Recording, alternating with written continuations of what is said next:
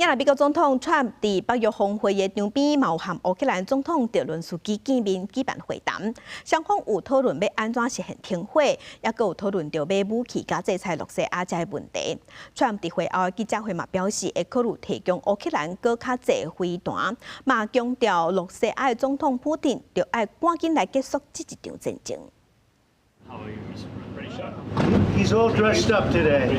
伫荷兰海牙举行的北约峰会会场边，美国总统川普甲乌克兰总统泽伦斯基举行会谈，讨论安怎实现停火甲真正的和平。泽伦斯基无尽用进前去白宫穿军衫，这边是穿西装甲川普见面。 翻开这次北约峰会的议程，乌克兰依旧是各个盟国关注的重点，讨论如何支持乌克兰防御北约边境。而乌克兰总统泽伦斯基则是第3次亲自出席北约峰会。 经过50分钟的会谈，乌克兰总统府官员讲，双方也讲到武器采购、加进一步制裁俄罗斯等问题。泽伦斯基对这边的会谈真满意，专门伫未来记者会讲，希望俄乌冲突会当解决，也讲到可能提供国家级军事援助，包括爱国者飞弹。We're going to see if we can make some available. You know, they're very hard to get. We need them too. We were supplying them to Israel.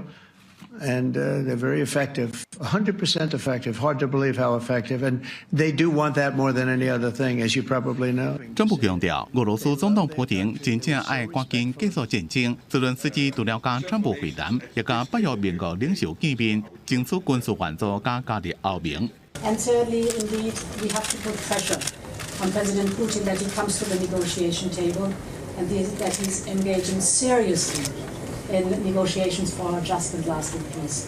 川普讲，普京正歹应付，是目前上歹适合结束战争的领导人。因过伊会亲自甲普京通电话，找出和平的解决方法。这是进前川普将战争的责任撒给泽伦斯基了后，正罕见的直接批评普京。